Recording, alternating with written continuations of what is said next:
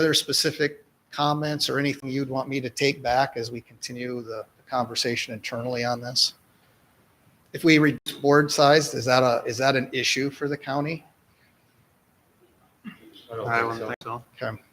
I I don't see a time in which three of you will probably all show up. It's usually, for like Greg and Luke, or one of you might go, which one of you wants to go this time? Even if we were to go to one, I would still encourage an alternate or a proxy or something. If it happened to be Luke as an example, maybe you put Greg as the alternate.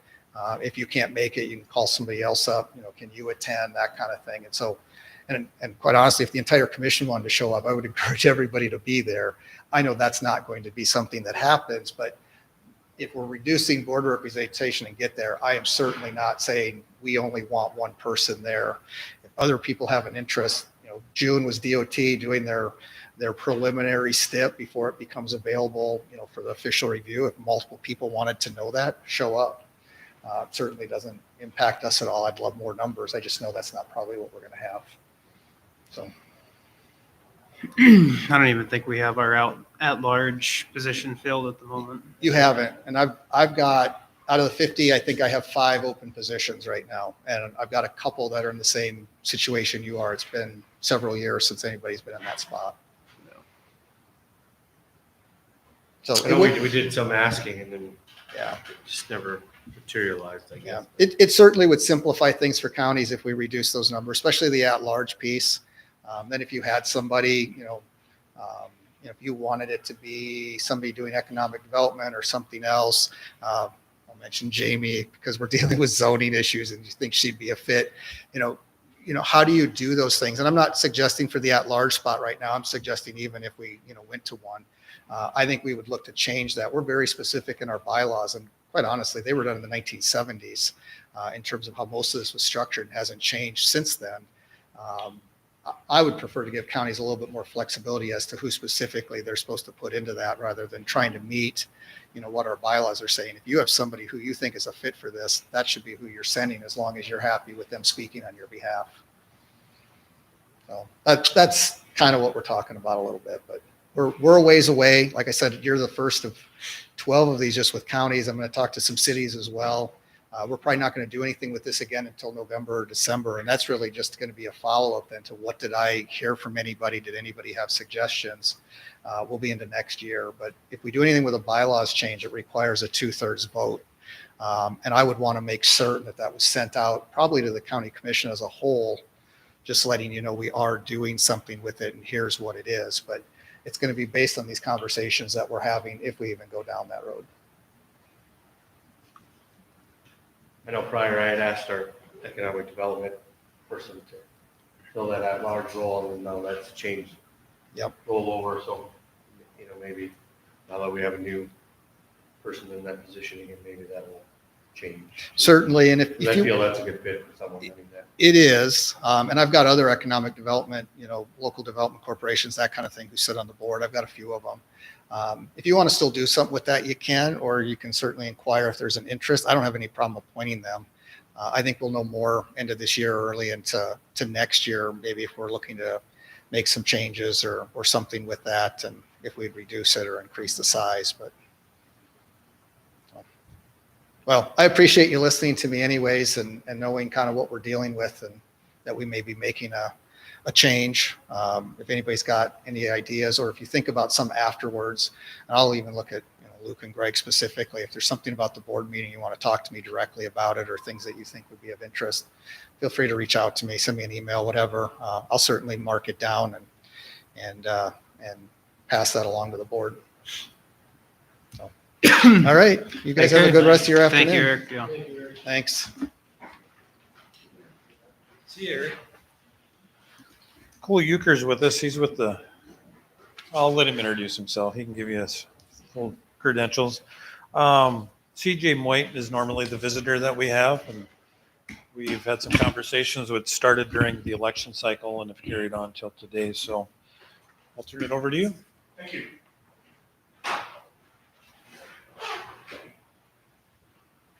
Good afternoon. Thank you very much for this opportunity to speak with you guys.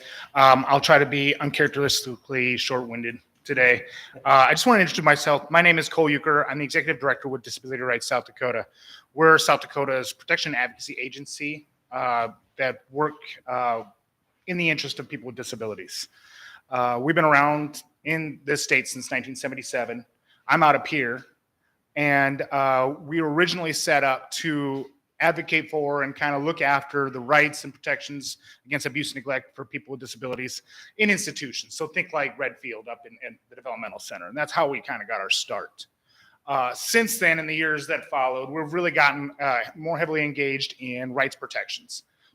So one of the things that we've done historically here in your guys' county is we've gone to polling sites, as referenced, to look at accessibility of the polling sites. And the way that we like to do our business in South Dakota is to really work collaboratively with, county auditors in that case, or county commissions, city commissions, whatever, and just have discussions about kind of the things that we're seeing so that everybody's on the same page of kind of what we can all do together to try to make sure that our communities are meeting the needs of all the people that live there. And so we have that luxury in South Dakota. We're able to have these kind of just casual conversations about things that we see from our perspective, because I think a lot of people that maybe don't deal with mobility disabilities or others don't really think about those things on a daily basis, right? I had the opportunity here about 12 years ago. I got in a rollover car accident, broke my pelvis, and spent a little bit of time in a wheelchair. And during that time, it made me realize just kind of what challenges and obstacles that are going on anywhere you go out in the community. So I was contacted by a member of your community here months ago and just mentioned a few things that they noticed about this county building. Now, I want to say, starting out, this is a gorgeous building, right? It's historical. It's a lot like many of the other county buildings around the state. It wasn't built since 1992. Right. And so I recognize that. And I understand that the law has some accommodations for that, so to speak. Right. You don't have to bust down walls. You don't have to rebuild from the ground up. But even that being the case, I also recognize that you guys just redid your elevator. It's gorgeous. It really fits in. And so I recognize that you guys have done things like that. But what I came here today was just follow up on a letter, just kind of highlighting a few things that I observed when I came for a visit here a few months back that I think are pretty attainable, right? Again, disability is one of those things where even if we're not born with a disability, or we might have, are fortunate enough where we don't have a family member, a loved one that deals with those types of things on a day-to-day basis, it's something that could be part of our lives at any time. Whether it's a car wreck or just the natural progression of aging, that we end up losing some mobility and things like that, that it's something that we all should think about, because programs, services, facilities, things like that we all access should be accessible to everybody, should be able to be available to anybody to come and register to vote or pay their taxes or whatever, come to a meeting like this, And one of the things that I noticed was pretty simple. Looks like you guys just got your parking lot refinished not too long ago, or at least painted. It's not full of holes like most of the other parking lots I run into. So it's, just painted. And I kind of did a quick count, about 30 some odd spaces right here in this one. So it runs to be about two accessible parking spaces, which is what you have, right? So that's perfect. I have no issues with that. The thing that I noticed is that the spaces are perfect right now in August, right? No problems with it. But come September, let's say November, December, January, February, when there's snow on the ground, person who comes here to do business, to attend a meeting or whatever, who needs that accessible parking space, may not be able to access it, not because it's not there, but nobody can see that it's there. Snow's on the ground, can't see the painted space.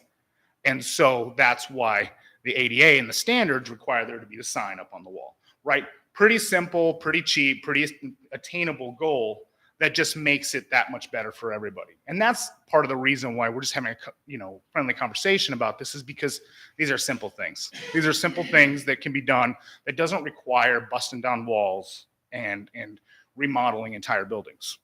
Now, if we want to talk about that, you look at maybe the bathrooms. For example, you go into the bathrooms, again, fitting with the rest of the building. The bathrooms are marble and, nice fixtures and everything. 2 stalls, right? Does the bathrooms in the building need 2 stalls? Arguably, I guess I'd leave that up to you guys. 1 stall would give you the opportunity to have an accessible bathroom facility for people that use a wheelchair that need to get in and maneuver around and transfer to the bathroom, right? So something to think about, right? I'm not coming here to say, rebuild your bathrooms. I'm saying something to think about. If that's an attainable goal that can make this facility and the programs that are housed within it more accessible, more available to people, that's something to keep in mind. It's not something that you and I might think about every day, but it's something that I'm kind of paid to look at and assess and bring up. And that's what I'm doing. Is it reasonable? I don't know that we haven't even had a discussion about it, but being we have an elevator, is it reasonable to say you have a handicap accessible bathroom on the 2nd floor versus all 3 kind of scenario? I mean, is that a reasonable thought? Not obviously, but. Is it legally required that you have it on every floor? I mean, I'm not going to speak to that. I don't think that it is. Is it reasonable? Yes. I think that it's reasonable, right? I think that if you have a building that in one of the bathrooms in there is accessible, I think that's a reasonable accommodation to make for people so that I have that available. And you can see that in the Capitol building. I spent a lot of time down in Pier in the Capitol building, and some of the bathrooms are more accessible than others. And people, should they need to use that facility, they have that available to them. So, again, we're not coming in here to play gotcha, or I didn't bring a tape measure with me or anything like that today. So I'm just wanting to kind of plant this seed and have this discussion about different ways that these types of things can be available to everybody. The other thing is things just arrangement of items, right? You look around, this room would be pretty tight to get into with somebody who uses a wheelchair or something. The office next door, some of the spaces to be able to maneuver. The minimum is 32 inches. So if it's a matter of a filing cabinet being 4 inches encroaching upon an access way, they call it, moving it over a little bit, now it's accessible to people should they need to use it, right? Of course, filing cabinets are typically back in the workspace, but just something to kind of keep in mind. But I think that I'm not going to go on and on and on, but I think that, some of these things that were, especially the parking spaces and things like that, I think could be done that would be pretty simple and bring you guys into not only compliance, but really signaling to the rest of the county that this is a welcoming place for everybody. And it's just kind of continuation of some of the work that we've done in this and other counties going to voting sites. We'll go there and we'll talk to the precinct captain. We have a lip here. I don't think people can get over it. Is there something we can put over it so that people can come in and vote? Those are the types of things that we do, and that's kind of why I'm here today. What I did bring with me is a few brochures. At the very least, this could be a good outreach opportunity so that you guys can, whether it be personally or in your capacity as county commissioners, to reach out and ask questions or kind of refer people to us. And I also brought, which we have stacks of, and this is accessible to you through the Department of Justice, is just a copy of the Standards for Accessible Design. Again, this is an old building. You're not required to meet these standards like you would for a new build because there are exceptions, but there are requirements for program accessibility. And I think this is a good reference to be able to make sure that you make whatever modifications or changes that are readily available, right? To look at and see, well, what is the standard? Can we meet that standard without going through great expense or changing the nature of these programs? So I'll leave this with you, and certainly if you have any questions, I'm happy to try to answer them, or you can reach out at any time and ask more about what we do. But may I ask a question? Yes. Follow up on Commissioner Holmes' question about the accessibility of bathrooms. The first floor bathrooms would be easy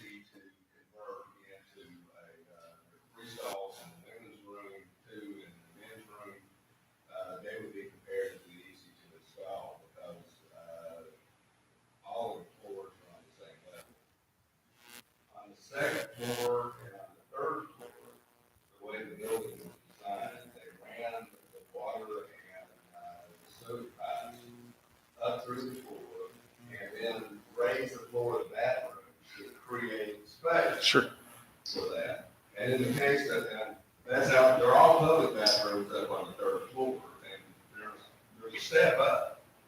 And on the second floor, the building was designed when we functioned as a predominantly cash economy. All of the offices had vaults, and the employees stayed in their offices and had bathrooms just accessible to the employees Okay. on the second floor. Because the bathroom is on the first floor. Go downstairs and use the bathroom down there. The bathrooms on the second floor are even worse than the ones on the third floor. They make them, it would be, not only would it be expensive, I'm afraid it would do a lot of disruption to the building. So all of that said, my question is the same as Commissioner Palmer. If we made the bathrooms on the first floor handicap accessible, would that be sufficient? I think that based on your description, and I don't want to give any legal advice or really kind of stand on anything, but to get into the requirements of the law, there's a term reasonableness, and I think it was brought up with the initial question, reasonableness. What is reasonable? What's a reasonable expectation for making these spaces accessible? And how do you make things not reasonable if it's an exorbitant expense, or if it frustrates the nature of the program and the essential function of the program, right? That's more of a Title I term. But what you're describing here, and I know I own a home, and so I know anytime you call a plumber, that cash register starts running, right? And so chances are that if you're trying to do the first and second floor, it's going to get pretty spendy pretty quick. So if the first floor is going to be more attainable financially, and it's going to meet the needs of the people and meet the standards, I don't see where the having the bathroom on the first floor, not the second and third, is going to get you in trouble, because at the very least, you're going to have the defense of reasonableness.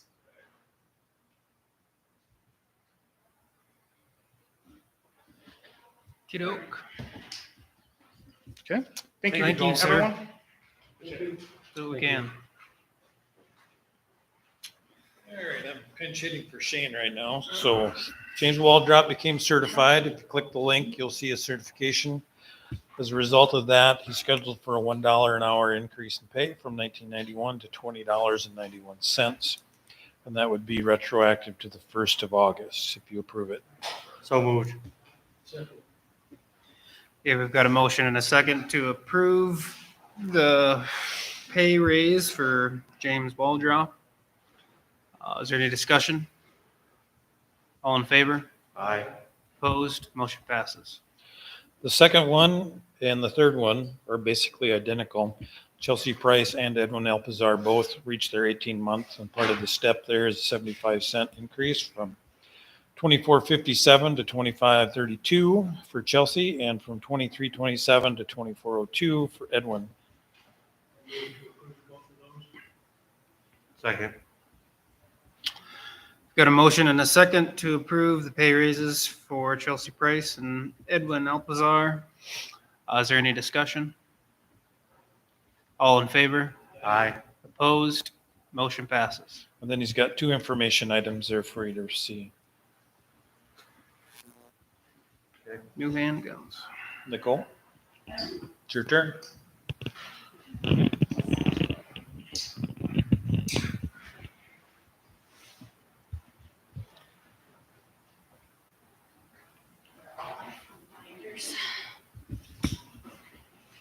All right, well, start off with the financial reports. We are just getting into construction season, which is our expensive time of year. So we're going to be seeing, you probably saw those hitting the checkbook as you were writing out checks today. I know we had a $219,000 in oil for the project we've been working on and some patching we've been doing. So that will probably continue to roll in as we do more oil projects this summer. Fall, I guess we're getting into, aren't we? They were in town, and the Schmidt Bridge is finally being attended to. think they've been working on that this week and last week. So I haven't heard they're finished yet. What But is that again? Your refresh my the memory? FEMA, the bridge that we got FEMA money for up by Albert Schmidt's place. That's the one we've kind of been holding on hold for a while, right? Right. We've been holding on to those reserve funds Yeah. because they were designated for that bridge from FEMA. So they think that'll get completed this year? I think that's going to be done here in the next week or two. Oh, already? Okay. So thankful for that one. The Kellogg Bridge, let's see, I didn't pull out bridge numbers, I guess, is finished and the road closed signs are down and we have gravelled it and it's ready to be traveled on. And the bridge over by Specs also got done this week and we just laid gravel on that yesterday. So we're getting our 2 bridges done. We're still waiting to hear back on the one south of Max Harrell's place. They're still doing a ecological study on that. And there's one other one that we're thinking should be coming down the pike this summer yet. By Simon somewhere? Yeah, I think you're right there. So we're getting some results for our big grants that we've been going through. On the Kellogg one yesterday, it's very nice. It is a pretty nice bridge. It feels good, those culverts. Won't have to worry about the width anymore. All the space, yeah, especially with farm equipment. Right. All right, let's see. So I made up my estimated cash balance worksheet. After the expenses that we have going out, I'm estimating we're about $1,251,000 right now on the cash balance. So we're sitting pretty good for the moment. Let's see, what's next? I don't know, do you guys have any questions on the finances? I didn't see any. I guess the only thing just to watch out for, I know that we budgeted 100,000 for repairs and I just signed the $65,000 We're John Deere getting- grader one. Yeah, So yeah, those repairs, we just had a gentleman come and he was able to fix our rollback trailer for about $1,200. Okay. So now we have 2 rollback trailers, which means less trips for the paving equipment, which is positive. But yeah, I know, and the equipment budget is getting down there too.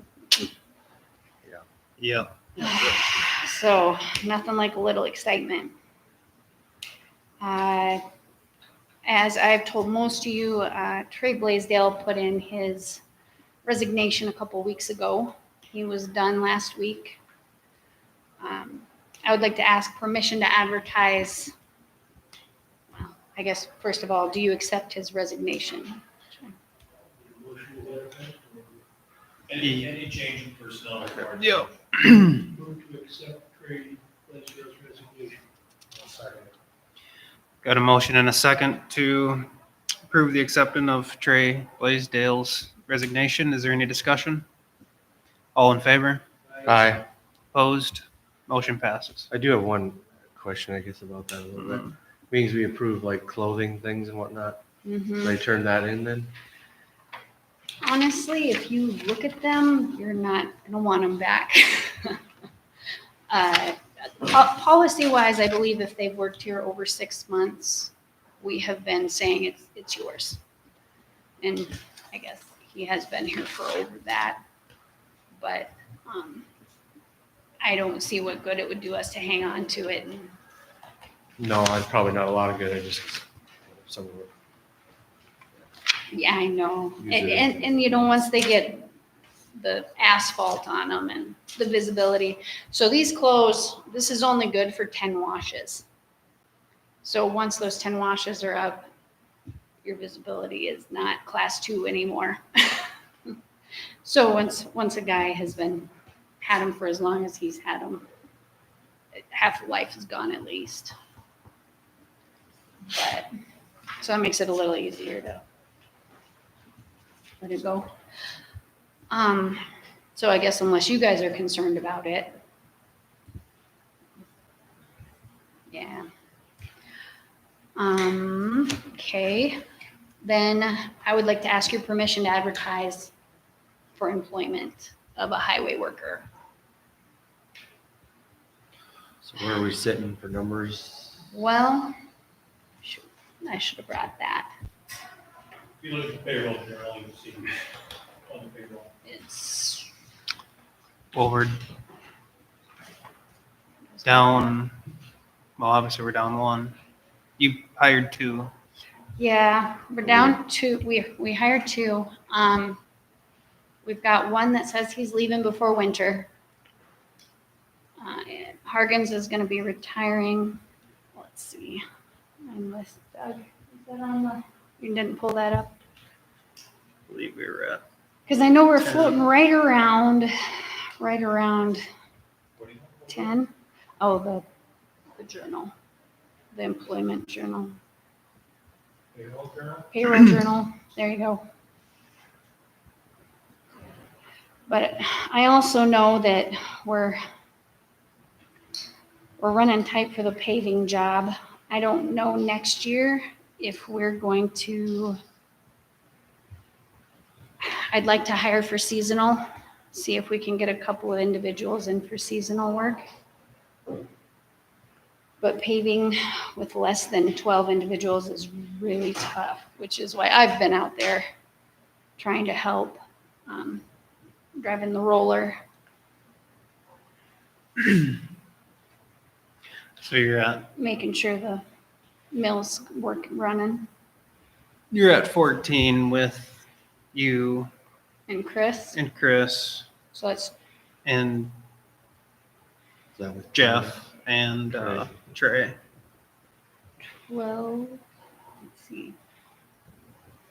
So that puts it to 12 men or 12 highway workers, Correct. basically. Yeah. Okay, Jeff's gonna be leaving And Trey was leaving. So. and Trey's not Or on there Trey's anymore. gone. Yeah. And You're at we have another employee who said Michael Manning? he's gonna be leaving. So that still puts us down to 9, doesn't it? That was, I guess, where my calculations were. Sorry, I should have printed off a list. Yeah, no, You that's may as well. easy math. I would say that we advertise you. And then, okay, so we were asked to get voluntary right-of-way donations for our project number BROB 803029.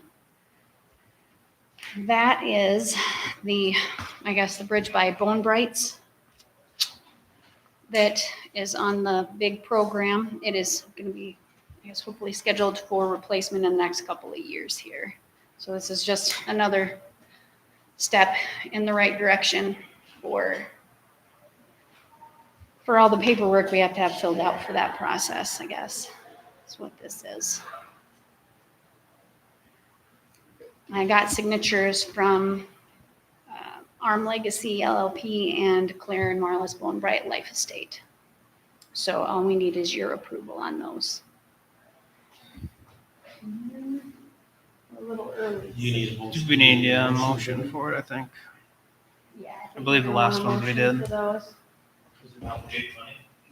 No, No, It's a not really, donation. actually. It just gets permission, Just the materials group.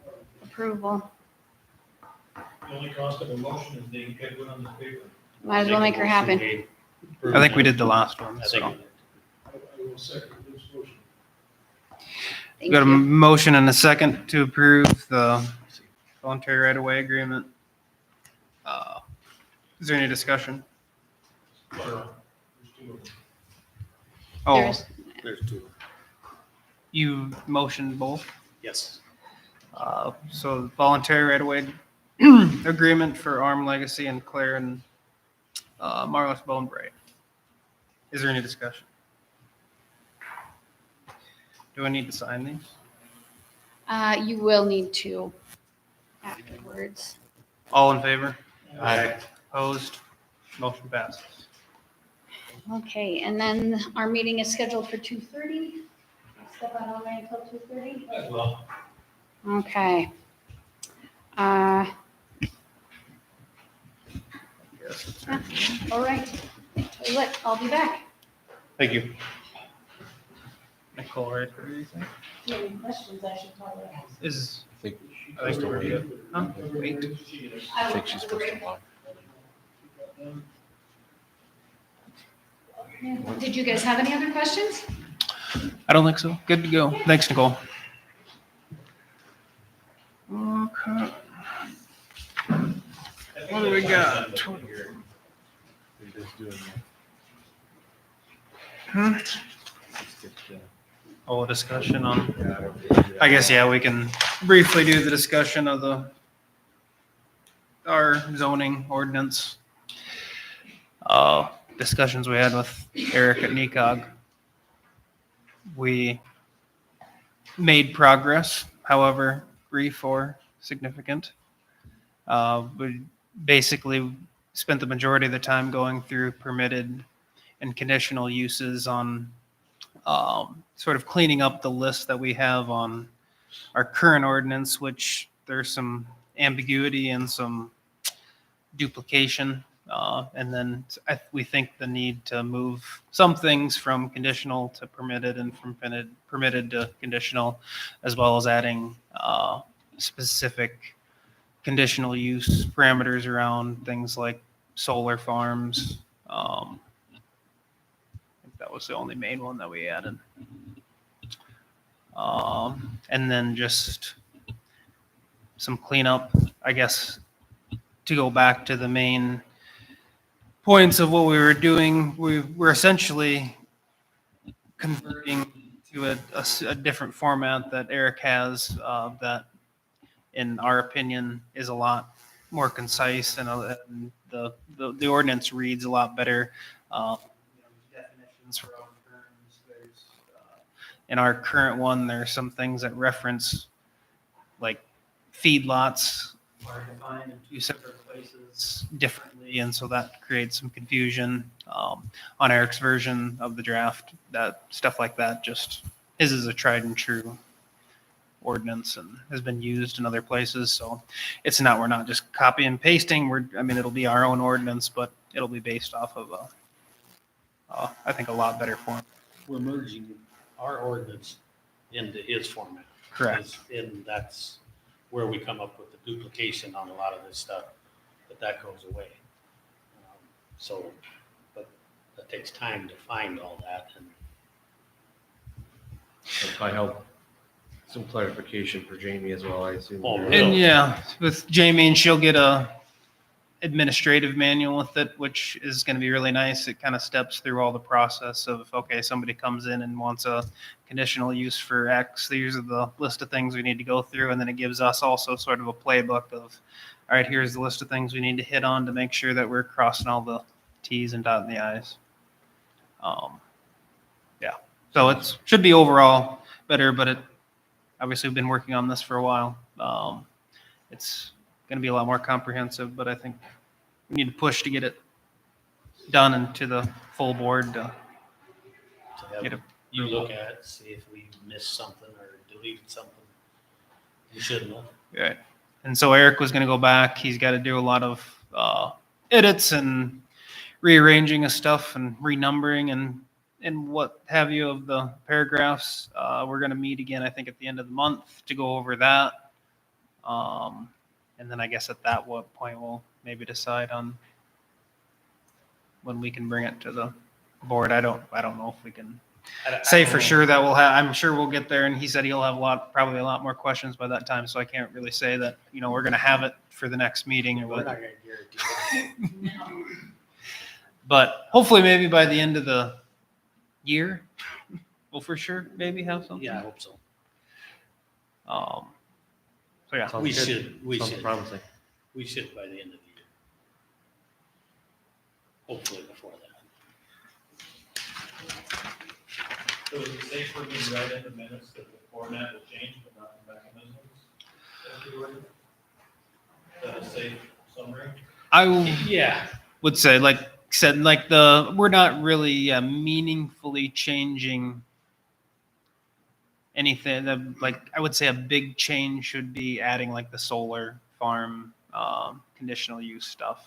That would be like a big change. Other than something like that, we're basically just converting. Permitted, Yeah. permitted uses, because if you look at our permitted uses, there's 54 of them, and they're excessive. You know, and there's some that are redundant, or they're. or they can be, like, they can be the same grouped. thing. Yeah, they can be grouped into the same category instead of listing each one. We're making that list shorter. It'll be better when we get done for Jamie, a lot better. And it should be better for anybody that wants to use it. Look at it.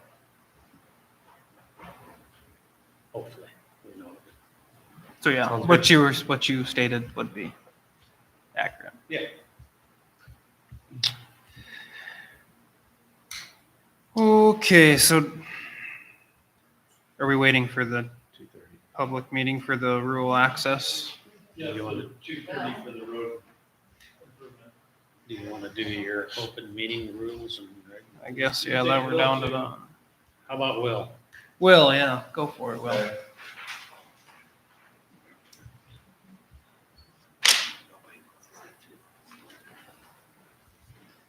Well, I'm here to talk with you and ask your permission to work on handicap access for the west entrance. And with that in mind, and considering what Cole just presented to us, would it be all right? I can go ahead and price the handicap signs, and if they're under $500, the spending limit, I'll just go ahead and buy them and put them up and be done with it as far as the signs go. And if you like, I will develop a plan and get some estimates for converting the bathrooms on the first floor, turning 2 of the stalls into 1 stall handicap accessible for each of the bathrooms. If you'd like, I can do that and present it next meeting. Sure, look into it. Something to explore. Yeah. Signs on the west entrance for the parking spaces. Do we know yet for taking the entryway off? That's what I'm about to propose, is take the lean-to off. So it may be the simplest thing is, I mean, I'll look into what needs to be done. It may be the simplest thing is put them on the wall of the building. So, but it'll be they'll be either way, or if we have to put a post in, we'll put a post in. Either way, it'll be a way. Like a metal post, and I would think that would be the best to Yes. not attach something to the building. Yes. Because you never know what. Yeah. Well, the only reason it would be that we've had things attached to the building before, but, the only drawback to having that post is the snowplow hits it. But then again, we just get a new post and a new sign. It's not that big. I'm guessing it's not that big of a deal. I'll look into the post and the signs, and I'll also I'll also make sure that there's not some nuance to the regulations about get it put in and then, I put it in wrong. I'll double check that. I'd say you should take that book with you probably. This one, okay, I'll do that. And I got his card on the way out, so I'll check with him. So I will get back with you on that. The proposal that I have for you is I have some estimates here. 3 are from the House of Glass, and 1 is from Steve Riesel. If you'll pass that on around.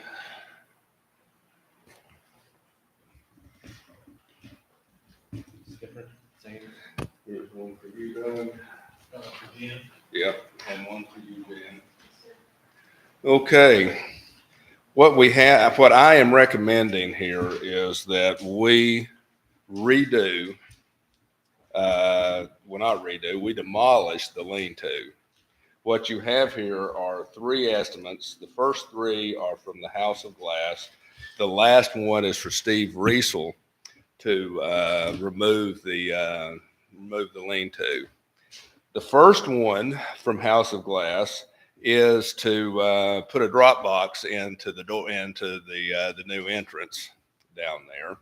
So the drop box that's out there out back, that would go away. And when the lean-to goes, well, actually we would leave that until we put the drop box into one of the existing panels down there now. The second proposal, 112872 for $9,419 is to install the automatic door openers. One automatic door opener on the exterior door. And then when you go into the entrance, you look at 4 doors. There are 2 on either side of the stairwell. Pick one of those and put an automatic door opener on one of those. The third proposal is to replace with aesthetically appropriate door openers on the other 3 doors that are down there in the west entrance. That'll be the 2 doors that go down to the basement, the other door that does not get an opener, and the 2 doors on the front of the building, the 2 interior doors on the front of the building. Those closures there have not worked for years, and if they're here, just go ahead and put those on. The grand total for all of that is $16,823.29. Now, what this does not include is the electrical work, and it does not include, what we don't know until that lean-to comes off is we don't know if there's any additional work that needs to be done. I suspicion not, other than cleaning the outside of the building up. But I've talked to BJ about this. It's just kind of hard. We've got power that goes out there to the doors. It runs off of one of the old light fixtures that goes into the lean-to turn for the lights that are there now, and the wall socket that's there. We can use that power to power the automatic door openers, but it's going to take some finagling, and he's going to have to get with House of Glass to determine how that's going to be done. And an additional expenditure is we've got those 2 original light fixtures on either side that if it's not cost prohibitive, I would like to restore. But that may just include rewiring them, painting them, and putting new globes or whatever you would call the fitting on top of the light fixtures out there. But that would be something, frankly, I think we'd probably treat that as a different project. So I think that we can get this, and not counting those 2 light fixtures, I think we can get it handicap accessible for less than $20,000, or approximately $20,000. So the second estimate for 5135, Yeah, what do we want to do with the inside doors? Well, the inside doors, the ones that run down the closures on them are 100 years old and are worn out, and the ones on the front. Now, we don't have to spend that, but I figured if they were already here doing it, I figured. So you're gonna put new doors there. No, not new doors. Keep the original doors and put the new closures on them. Okay, the closures on them, but then the doors that come, they're coming in there's doors to go down to the basement. Yes. And then there's doors on either side of the stairwell. One would get an automatic opener, and one would get and the other one would get a new closure. Now, here's the thing. The reason and this is something to think about. The reason that lean-to was put on out there with an exterior door out there was to create a windbreak and a weather break. We would lose that, but the original purpose of the 2 interior doors on either side of the stairwell was to do just that. But because they're worn out, they've just been left open all the time. And the idea is that if we still want that weather break, we keep them closed during the winter, install an automatic opener on one of them so that they would be handicap accessible, And in the summertime, we can just prop them open like they are right now, and only the exterior would need only the exterior door would need the automatic opener.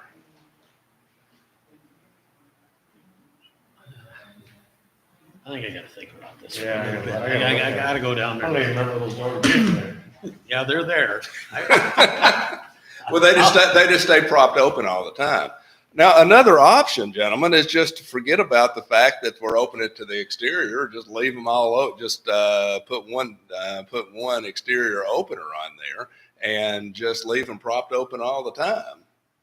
You know what I'm presenting with you. This is the doing everything and then stepping back from that.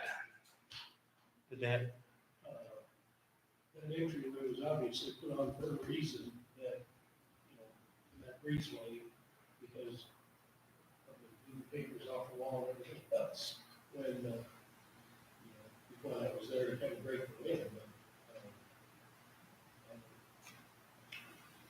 well, I think we should all just take a good look at those interior doors. Yeah. Inside of that basement stairway. They take a break. So on the, this $9,000 one, it says granite will have to be removed for us to install the automatics. Well, that's what he says, granted, but he needs marble. If you go down there and you look above the doors, there is there's marble above the door. And that's going to have to be cut. That's going to have to be, well, the one over the exterior door, the marble has already broken. It broke years ago. There's a piece missing out of it. Now that's one of the things. And after that, what he's really talking about, they're cutting into behind the marble is the concrete, and he's cutting into the concrete to make it fit. So that's one of the reasons that we're dealing with so much expense here. Now, the State Historical Society could have some heartburn over that, but the way I'm going to, if you approve it, the way I'm going to present it to them is we're tearing the lean-to off the back of the building and restoring the exterior of the building to look like something close to what it was when the building was new. However, we're going to have to cut some of the door. We're going to have to enlarge some of the door frames and cut into the marble and cut into the concrete. That because we're tearing the lean-to, I don't foresee them having any heartburn over that because of what we're doing there. That's they're gonna do all that cutting. That's included in this Yes, sir. estimate though. Yes. Now, they did provide another estimate between the first and the second one. In your package was a third estimate that was for constructing a new glass lean-to on the back of the building, and that was approximately $30,000. But it would be $30,000, and frankly, it wouldn't look appropriate to the building.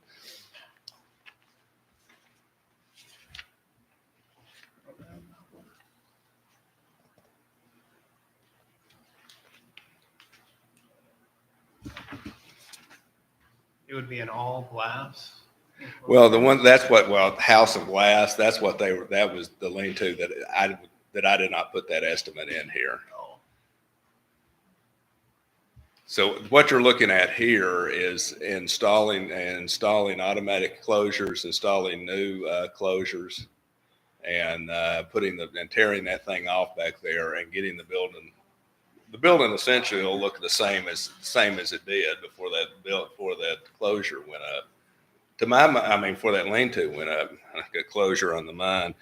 I guess the big question to my mind about this is, do we want to, if we proceed with this, do we want to put two automatic door openers or just make do with one? I mean, we can certainly make do with one and just leave the doors propped open like they are right now. They're certainly historically accurate and propped open because they're the original doors and propped open all the time. They're not going to get damaged. I'll have to look. I gotta go look myself. Hear that, maybe too long, Yes. then in the winter time. You're gonna have to have, Especially when you push a button that door stays open for so long. And then, yeah, 30 seconds. And then you're gonna have to have them doors shut. shut, yeah, in the winter time. In my opinion, or when the leaves are blowing, you're gonna have, they're bad enough now I'm in agreement with them because I think there's a reason that they put that exterior door on the lean-to to start off with. It got abandoned sometime in years past because of that very reason, you know. And what is there provided enough shelter that it hasn't been that big of an issue. And also, another question that I don't see this covered in here, the 2 doors that go down to the basement stairway. That is covered in here. Is it? Yes, that's the five, that's in the 5,000. I thought that was the 2 doors. I thought that was the 2 doors outside. They're not automatic, it's just replacing the existing closures. One closure is completely gone, and the other. Yeah, it's That's a not, lot to replace a couple closures though, in my opinion. yeah. Yeah. My concern is those basement doors that don't have closures to hold them shut. When that 88 door opens up, or everything's gonna suck open and bang around. If there's- Yeah, they'll get pushed over. Well, what we're dealing with here is putting historically accurate closures in. That's the price. Now, the ones that I would say that definitely needed are, it'd be nice to have the ones up front working again. Do you guys want to go down there and take a look at it? Recess again and take a look. Yeah. Just stay in session. Yeah. So, Just stay in session and go down there. Doug, do you have like a selfie camera you can take with you and live stream it? Yeah, I'll keep an eye on it.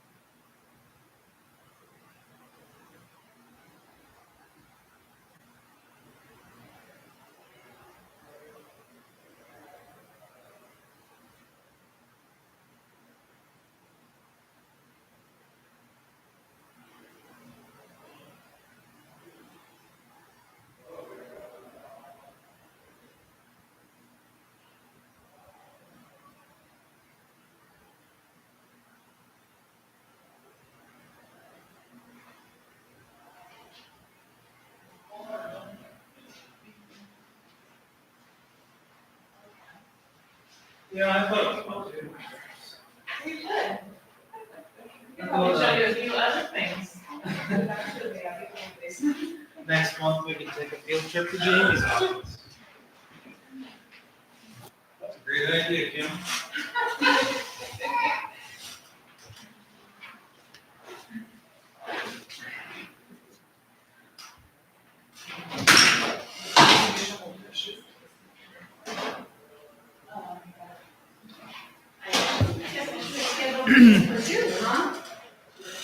Oh, we can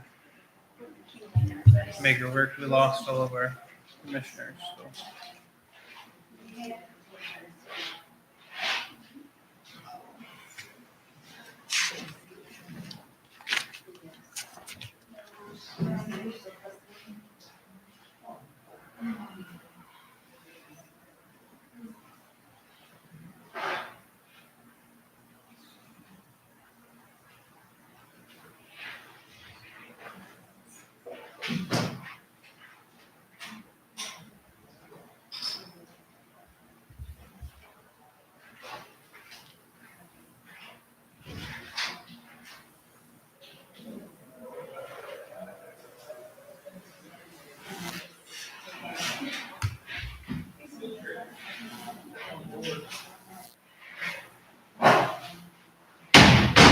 Sorry. Violent.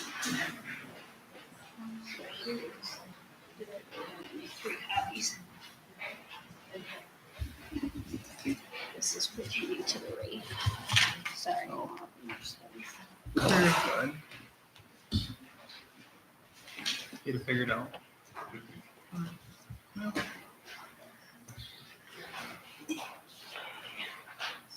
This one here is kind of high. Yeah. Well, they're all pretty high. $1,600 for a drop off.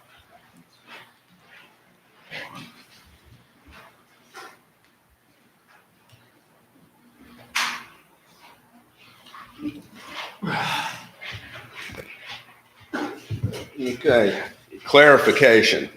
The reason that I've got three, and I didn't make this clear to begin with, the reason I've got three estimates here is one is the drop box was just a separate thing, and a $1,500 drop box, it goes into the existing panel, and that's the price that they gave us.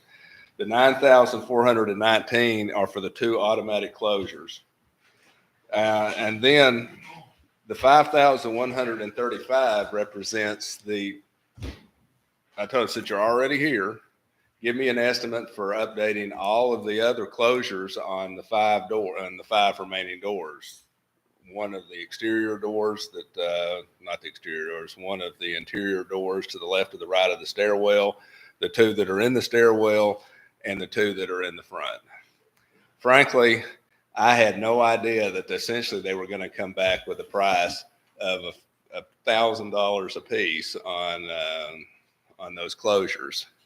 So This seems cheap when you look at the closures. That's why I was like, Yeah, so what,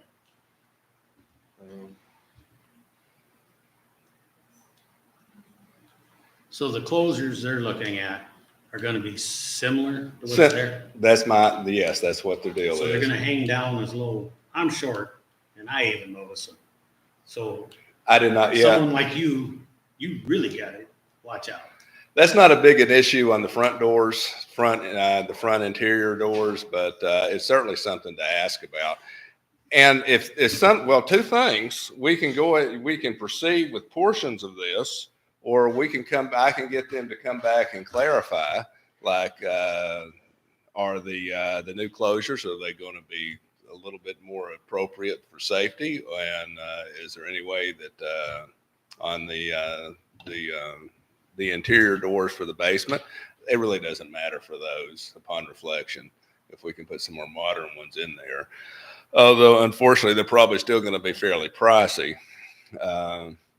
We would want something appropriate to the building on the ones in the public areas, either side of the stairwell and by the west entrance.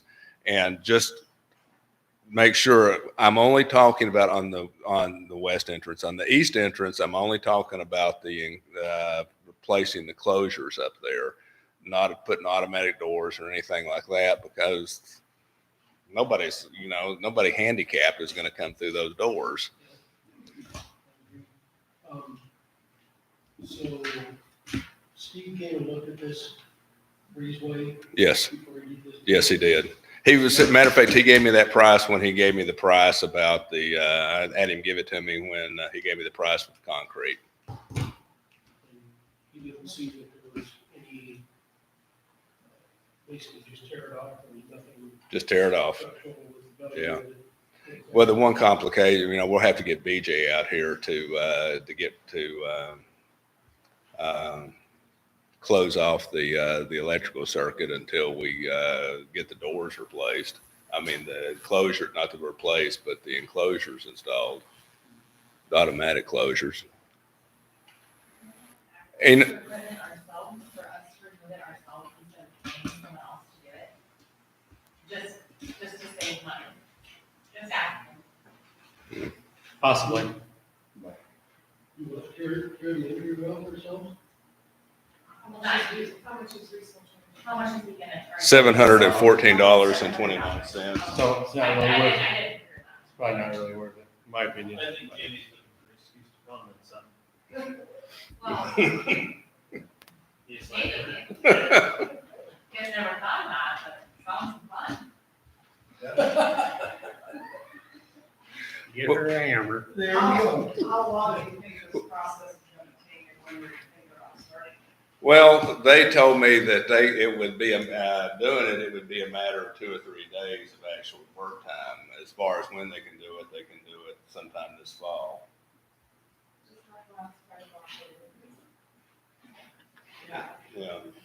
Yeah, it would be, we wouldn't want to do it then, no.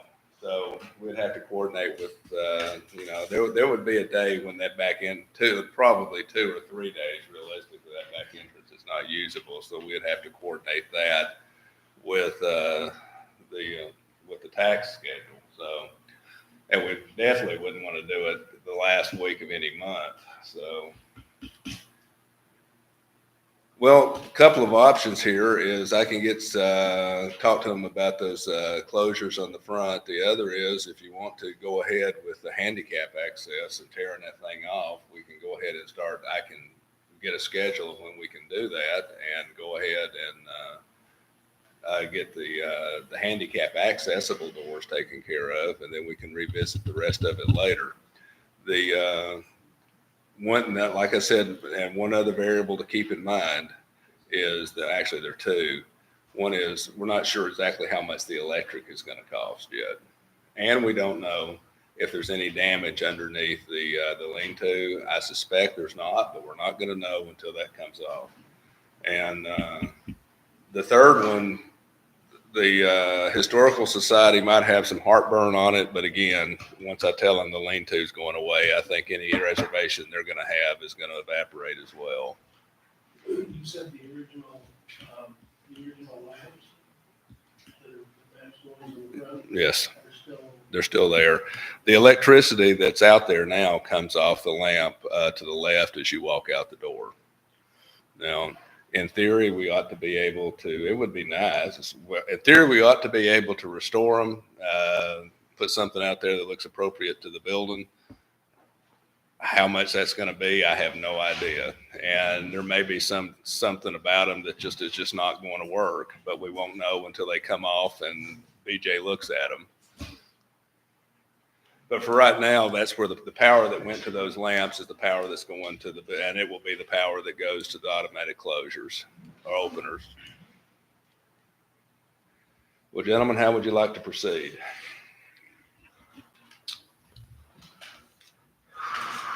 Well, good question. I guess I'm still in favor of tearing it off and doing it, but I feel like we need to have everything squared away before we. Because I think once we do it, we want to do it all at one shot. We don't want them to come and do part of it and then come back and do it all. I mean, I think it has to be done Okay. all at once whenever we decide to do it, I guess. Is my opinion. But Well, how about, that said, how about I get with BJ to get him to take a longer look at what it's gonna take, get him talking with, House of Glass, and talk with House of Glass again about, what can be done about these closures that doesn't cost $1,000 a pop. And then report back to you. And Would you that got one of those closures somewhere that's been removed by chance? be- Because I No. still can't believe they can't be rebuilt. No. It's a pretty simple mechanism, but You would think. I would take it home. Last my son, my house, You know where it is? I think it's just hanging up there by a screw. No, I think you took it off. I don't remember. I've slept since then. I'd take it home and see if I can, Would you like for me to find you one? if you got one. I'll dig one up. It'll be like the elevator, you won't be able to get parts for it anymore. I don't know, I don't think, if their parts are all there, I think it's just a matter of probably adjusting and cleaning and re-oiling and whatever. I can't believe there's more than that, but maybe I'm wrong. Could be some Well, gears in there maybe or something. Remember, they've only been up there for 100 years. Well, I know. Well, and that said, the salesman, as Doug has pointed out and has reminded me, is that they're always going to be, of course you can't rebuild it, and they probably haven't made parts for it for like the elevator, but it may be comparatively simple. We can certainly look into it. We don't have, this is one of those things, we've not got anybody breathing down our necks on this. And any way we look at it, I was thinking we were going to end up rebuilding some lean-to out there, and we're going to be north of $100,000 doing that. Well, as far as the historical society having heartburn over it, the minute you tell them you're making a handicap accessible, they have no leg standing. Because we have to make the building that way. Right. And one other aside that I've thought about on this is to go back to them for a grant on this, but that was when I was thinking that we're north of $100,000. If we can get this for under 20,000, and even if we can get it considerably under 20,000, and we get the exterior of the building, this is something looking good. This is something the next time we do a grant request, that would look real good on a grant request and would increase our chances of getting a grant for a bigger project. Let's address this 2:30 public meeting, and if you'll hang around, well, we will go back to this. Certainly. 2:30 meeting. And may I take this? Yep, absolutely. Can we do our 2:30 at 2:27? All right, I gave a couple you a math.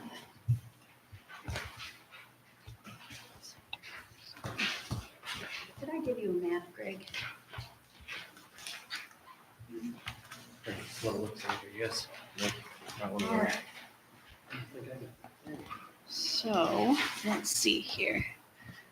We'll start out with the 5-year plan. I know last year I was a lot more in depth. I talked to our engineer, and he said what they want to see on our plan is basically the projects we're expecting to do and how we're going to fund them as far as the bridge grants go. So I'm looking at this one right here. So I just need you guys to know these are in the project, and we kind of threw them into the years we think maybe they will be touched. I've got 3 of them in 2030 that we are putting applications in for a PE grant, or primary engineering grant this year, but we're not sure if they're going to be selected or not to participate in that grant, so it is not a done deal on those. I included a map on the back of the ones that we have in a primary engineering or federal grant. Right now, we just got done with that, like I said, that Kellogg Bridge, which was applied for, I think it was applied for in 21, but it was chosen in 22. So the Kellogg Bridge and the Spec Bridge are now done. We're looking at the Krieger Bridge and Max Harrell kind of being the next ones coming down the pike. We've got a lot of federally funded removals that they just kind of sweep in and take care of that. And Though, have any of these been done on here? I don't remember. the ones On the 22. on the 2022, the Kellogg Bridge and the Spec Bridge were done. The removals, You're though. talking removal. Not the removals yet. None of them? I don't believe so. I know they were, I'm wondering about the Gertis. I think they did come in and do the Gertis Bridge. That one's gone. The other ones I have not heard of yet. There was one down by Rose Hill that got done. That's not on here. That was done the year I started, I believe. But the 2023 big grants, we have quite a few federally funded. Right now, they're starting work on the one down by Dan Fawcett's. They're making a shallow water crossing down there so they can get to their farm place on the other side of the Hyde County line.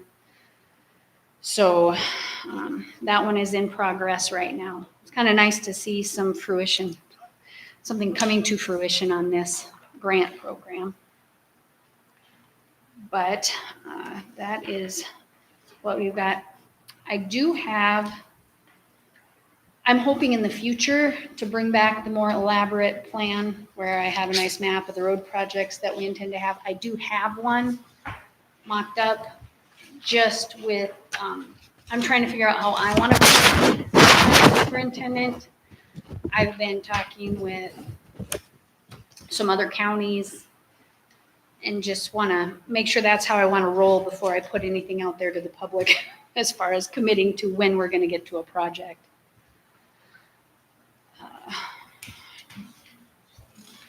Do And you this guys? 5-year plan is that, it's just a plan. If It something, is. if something comes up, you If pivot something, from there, if something just changes, so we, people know that yes, it's a plan.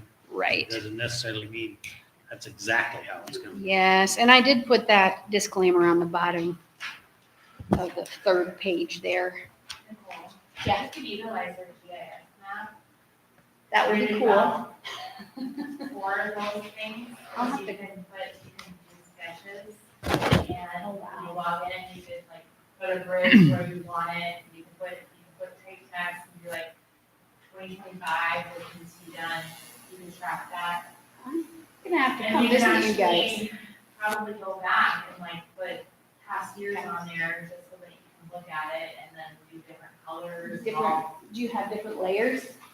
Like map layers? We could talk to Darren and he could probably make the layer, yeah. Okay, that would be cool to look at. I So know- does that then share to anybody that uses it, or is that just We could make it however she wanted it. We could make it public, or you could make it so that you need to log in a subscription to be able to see those things.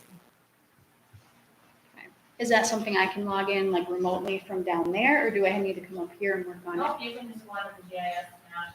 I don't remember if you got a login or Well, not. I was gonna say, if you're talking about the one that's open to the public online, But there's I a think you did. login, that even using it as a public user, you can do all kinds of stuff with it. Okay.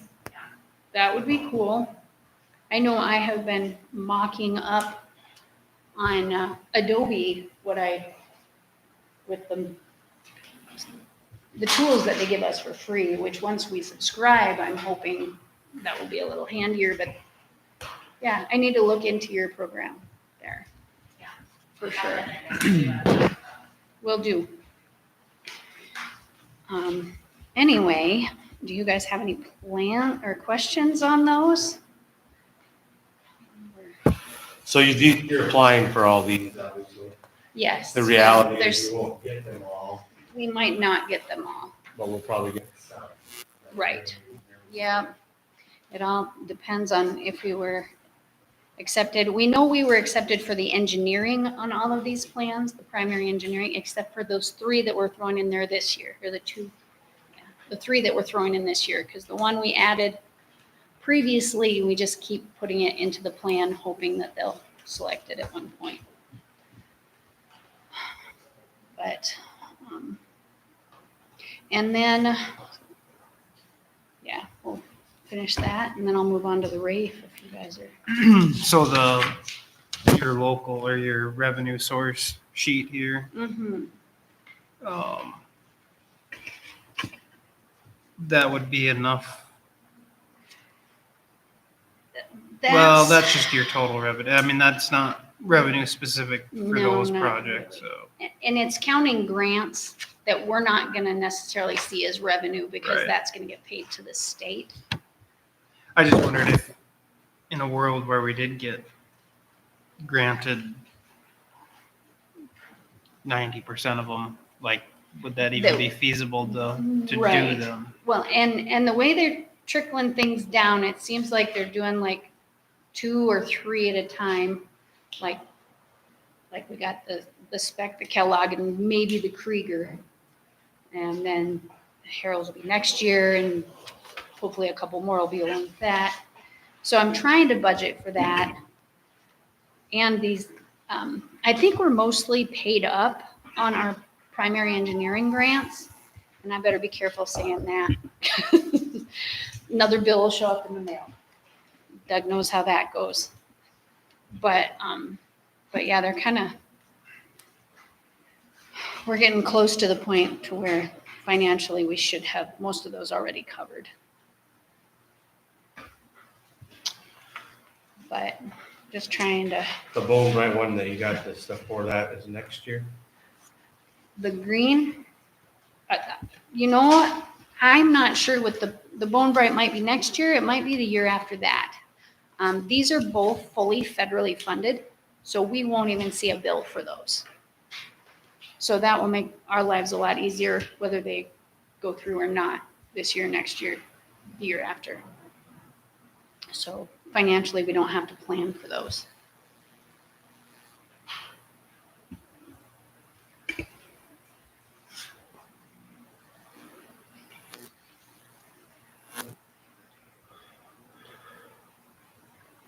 You should get more of those.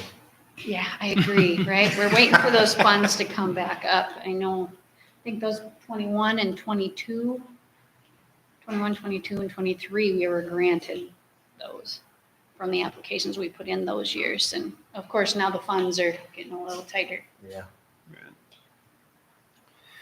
Okay, what else? Well, now it's time, I guess, if you look at those, to approve them officially. I'll make a motion, we approve. Is that different than these 3 documents you have on the website? No, they shouldn't be. There's 2 spreadsheets, and then the signature page. Right. Yep, there's 2 spreadsheets and a signature page. Yep, this is 1 spreadsheet, this is 2. Oh, I guess I didn't put the maps on there. I was just curious. Sorry, that's my bad. They are on the website. So they are Just not on the agenda. just not on the agenda. Was there a second? Your motion? I did. Okay. Second.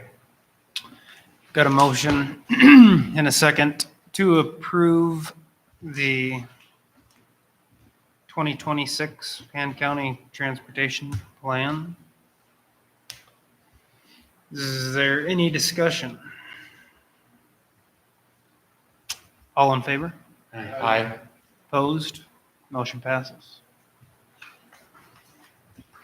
All right, next, So you I need me to guess, sign this then, I assume? okay. Yeah. And then public discussion. Charlie, did you have any questions? Order. Anybody else? All right, On the right side? on the 5-year plan. Oh.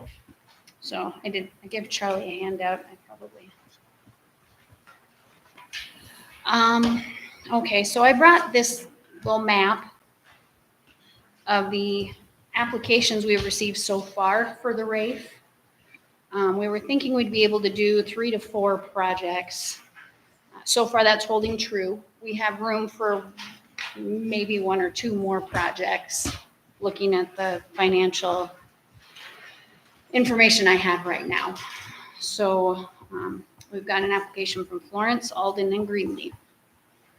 I will present those to you in October, and you need to approve or deny them by January, which usually you just approve them at that meeting if the funds are available. We don't have enough funds to approve of what, all of them? We could do all of them and maybe one more, Oh, possibly two, depending on the size. What's the balance in the refund? 150,000 is where we're at. We've purchased everything off of the applications from 2024.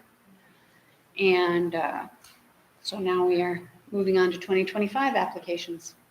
have those all been installed? Peter? Pardon? Have they all been installed?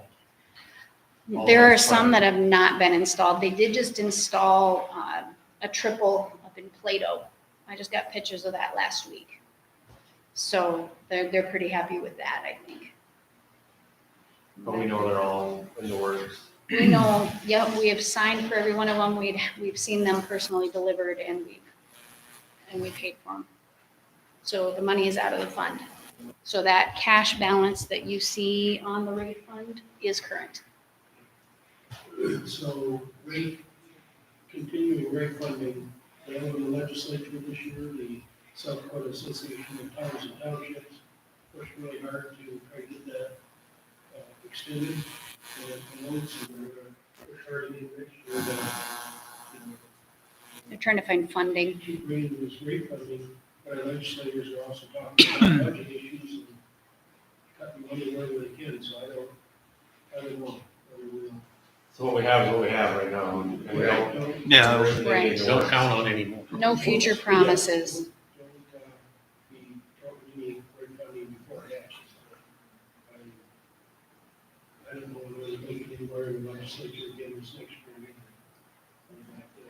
I'd like to hope that it would, but. Well, happy we got what we got at least. Yeah, Right. we fixed up a lot of things for townships. It has helped tremendously for the townships that would participate and put the effort in. And I think, I'm sure there's some out there that has slipped through the cracks that, Oh, yeah. but. Absolutely, yeah. Yeah, I know that there's, Right. I don't think we'd have, any problem spending another, whatever we got originally for it, so. Yeah. But other than that, I guess, did anybody have any questions about the rate? Talk to your legislators this year, Right. next year. Well, everybody's wanting to add on to the taxes. But, all right, well, and I will wrap that up and. Okey-doke. Thanks, Thank you. Nicole. Thank you. Doug, are you doing our lesson for the day? Yeah, are you ready? Ready when you are. Where we start? Discussion on these first statements. Oh, I don't know. do we, So you know whether to start on anything with that. oh, I guess we can. What are we doing? So gentlemen, if I may, I would say that, I've come at this from the perspective of having to hire an architect and spend the money on an architect and then have him design something appropriate and then getting a contractor and putting a new lean-to on there and all that. And that was $100,000 plus. And somewhere along the way, I think it was Commissioner Palmer said, why don't we just tear that thing off? And there were several people did, we've gone down from there to this. So when I see these numbers, I'm thinking, wow. But this is why we discuss these things. Maybe the appropriate thing at this point is we could just go ahead and say, all right, just do all of it. I mean, they could come out here and this fall and do it, but they might still be able to come out here this fall and do it if we wait another month. And I would suggest we do that.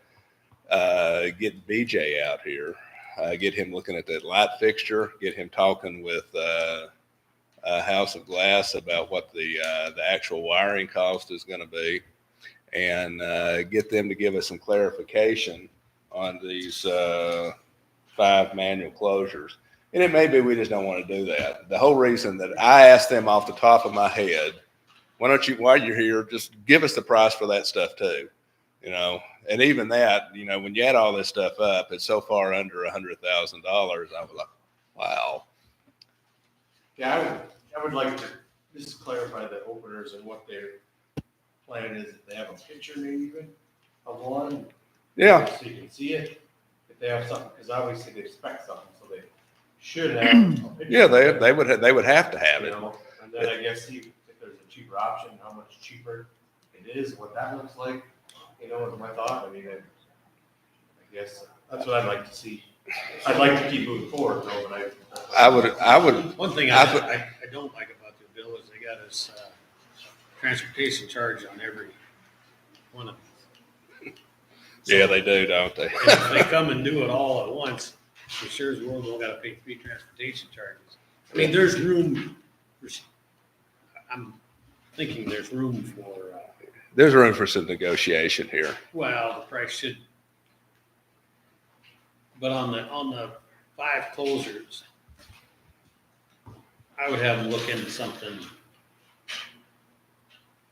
different, or if Or Greg's go. gonna- Greg can Greg's gonna fix fix it. Yeah. I don't know, I'm just gonna look and see what's the shot. Good idea. That. Give it a shot. So the Way drop, out the time. drop box that you're looking, was that like just a That was another, that was, standalone no, drop that box? goes in, or- that goes into the door panel, you know, the door panel that's down there now. Yeah. That's $1,500 to go into the door panel that's down there now. You know, we got we got a drop box that's outside right now, and in the past, before we put that one up, we had one that was essentially a mailbox with a lock on it that was hanging on the wall out there.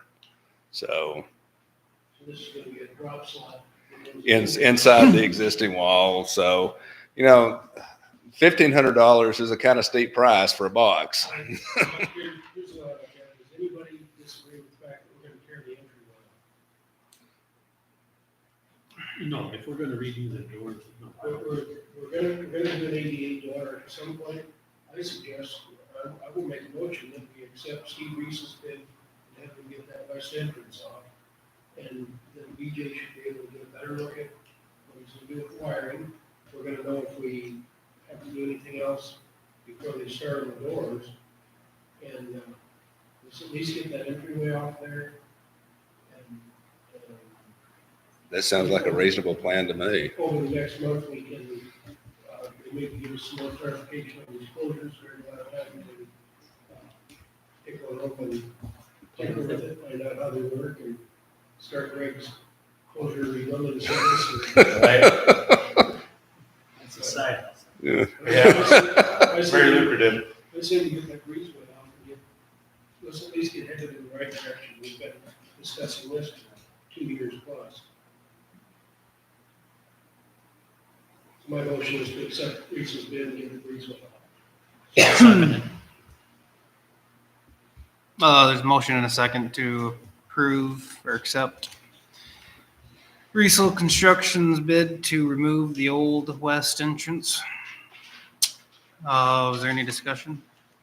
My only concern, I guess, there would be the electrical that goes along with it. Some electrical's gonna have to be removed. You're gonna have to get somebody out, yeah, relatively. Well, I've Quick, already if I've you've already got- spoken with BJ about that he would come out and he would close it off, whatever the proper term is, and it would be sitting there ready to go, ready to be rewired or rerouted, but it would be shut off and safe when Steve tears it down. So I'll coordinate with BJ. Now, I don't know how much that's going to cost, but it's not going to be prohibitively expensive. It's just going to be a service call. Right. Yeah, and I guess my only concern about it too is just that we would then actually get something done. I mean, we tear the old entrance off and then we don't get anything else done, and now we got a bunch of doors that don't work. And obviously, the entrance was put on there like we've discussed for a reason. It was a weather barrier, but I do think we need to take it off there because you just start looking closer and closer at it. It just looks like it's going to come down by itself at some point. Anyway. Further discussion? All in favor? I Opposed? Motion passes. Who seconded that? Greg did. Or Luke did. Okay. I will, I'll get with Steve and BJ about that. I will continue the research on this, get the photographs, and I will get a plan and some estimates for the bathrooms downstairs for the next meeting. Sounds good. Do you have any other questions for me, gentlemen? Thank you. Thanks, Will. Now we can train, I think. If you want. Unless somebody else has got some other thing. Or did you want to take your break? We just took a break, didn't we? Okay. So we'll get going. All right, so this week, or this month, we're going to cover 127, 1.6 through 1.15. Some of these apply to county government, some of them do not. Looking at the very first one, which is 1.6, certain financial, commercial, proprietary information exempt from disclosure. When you read through this particular statute, a lot of this is geared towards the mechanics within somebody else's enterprise. So for example, like the software package that we use, we can produce a report with that, but that doesn't mean that we can disclose how that program was constructed. Does that make sense? Or if we purchase some equipment from a company like Motorola, they don't have to disclose, and we would not be allowed to disclose the stuff that makes that particular piece of equipment more unique than another. Another one might be like if we were in our own economic development type of situation, or like the TIF, when the TIF was being constructed, some of the elements discussed during that project would qualify as an exemption. If we were going to develop a piece of land, this is probably more for cities than it would be counties, but so just there's those topics that exist within a business environment that the county isn't allowed to share. The next statute is 1.7, which includes drafts, notes, memorandum exempt from disclosure. Basically, if I take notes on a particular item, or if you guys are taking notes during a discussion, and then we produce a report later, the report is a public document. Those notes that we create in the interim are not.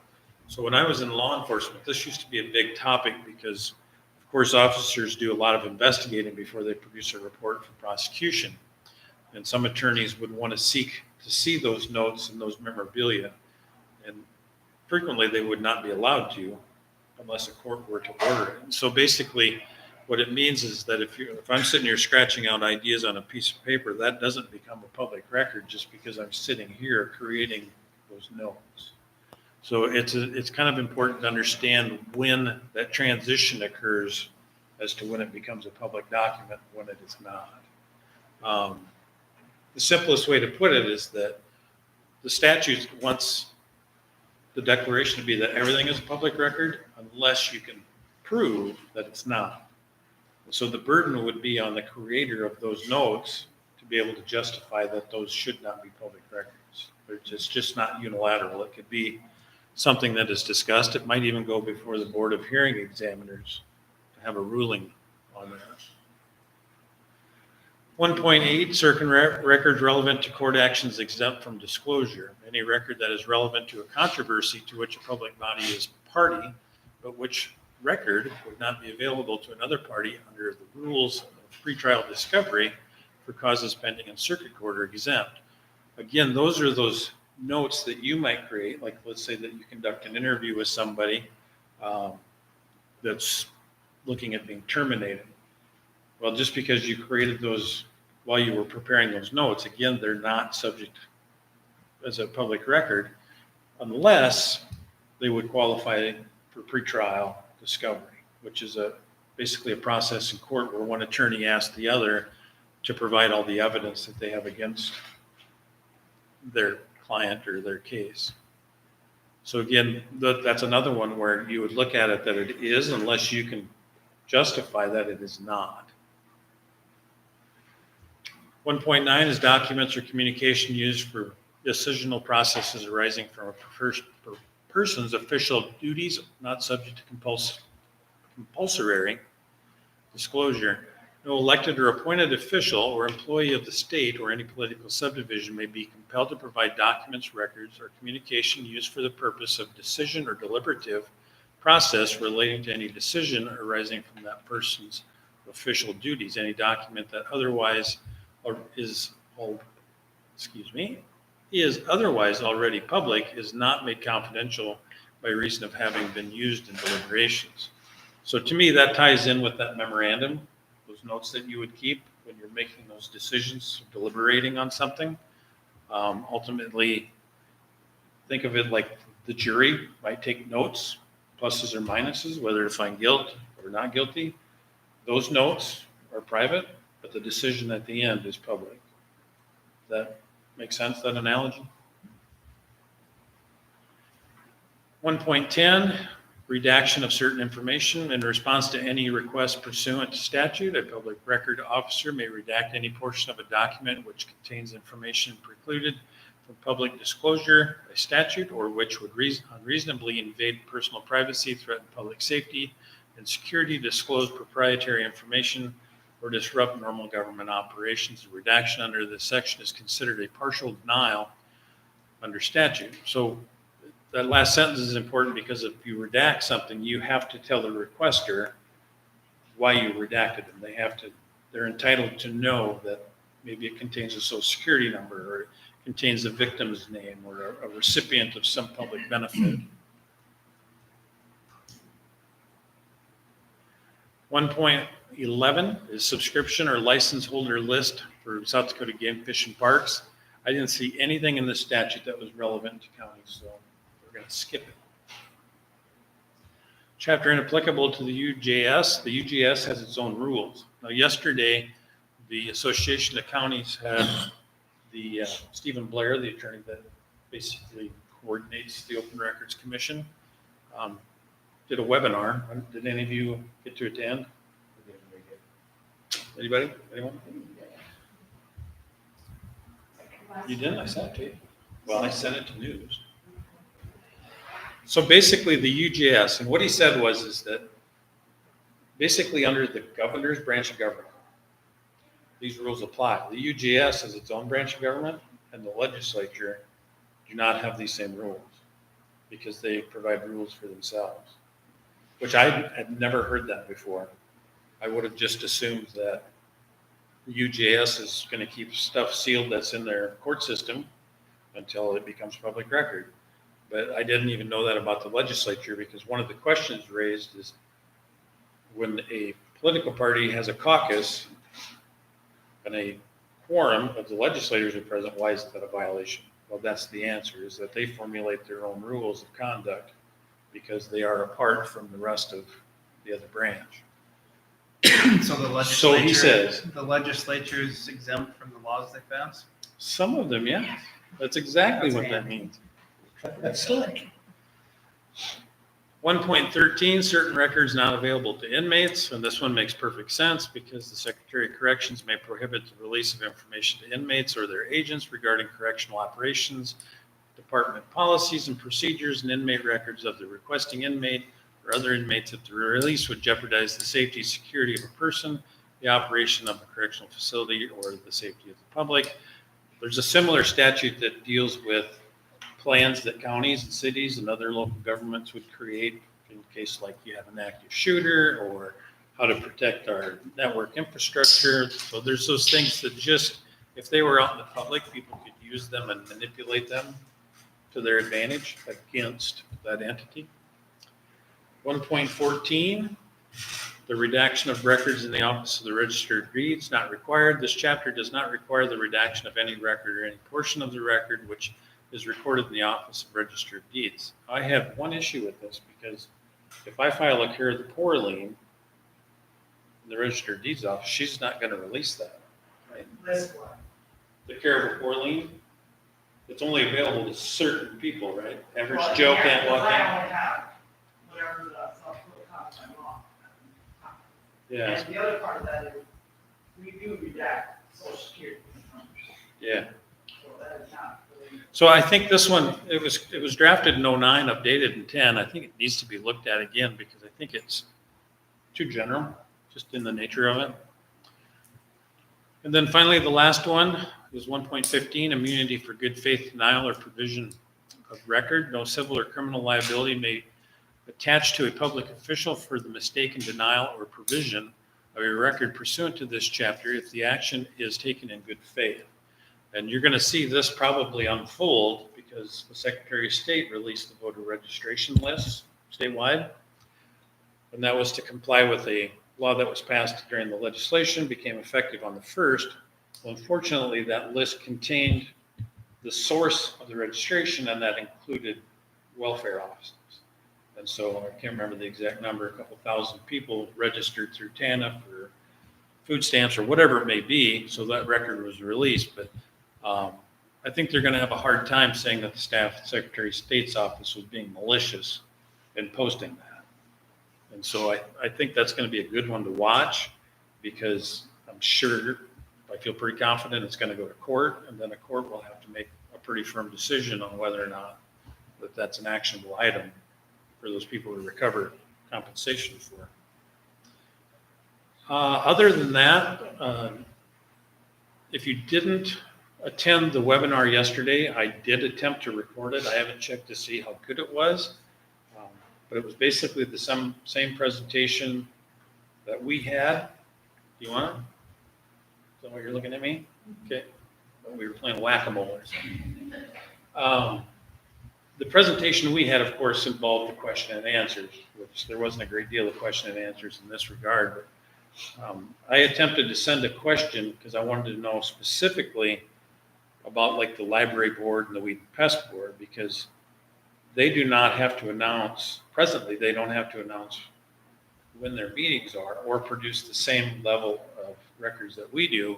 But in the statutes that we had last month, it talks about commissions, committees, and other subboards of the normal public body. So I didn't get to ask that question, so I'm going to send an email to the guy individually and see if he'll answer it. But he's very cautious not to answer questions as a lawyer, because he is, but he has to maintain some objectivity. So of course he says, contact your local state's attorney. So any questions on our review of those from today? Okay, we'll have more next month. If you don't mind, we can move into the provisional budget. Go for it. The Glacial Lakes and Prairie Tourism Organization runs basically a magazine, an office, a service of trying to draw attention to tourism in this area. They call it used to be just the glacial lakes, and then it expanded. They would like the county, you guys, to reconsider joining their organization. A couple years ago, the decision was made to not do it. There was the thought that it didn't produce enough benefit to continue to spend on it. So they were planning on being here, but they have a board meeting going on right now. So I told them I would convey the message. I put a link to the website on there for you. That monthly splash is basically their email that they shoot out across their area that highlights certain things. We went through their magazine and looked at how many references they had to any community in Han County and anything dealing with Han County. And there's still stuff in there. I think we had 7 or 8 references that we found. The cost, because we are presently at $3,097, we would fall into the second tier, which is $400 annual subscription. So if you guys were inclined to budget for that at our next meeting, you would decide whether you want to or not. You can decide today, and then I'll write it in there for the next meeting. Or you could decide to decline. It's really up to you guys what you want to do. I kind of remember I was involved in the civic commerce as well. And I guess what they provided for Payne County when we did that was, if my memory serves me right, is like a little 4 or 5 little lines of in a paragraph. It was pretty minimal. I think that's kind of why we opted to not, if I remember right, but it seems like it didn't benefit us that much, in my opinion, if my memory serves me correctly. I remember that discussion. So just, All of these little things like that, here could be going into,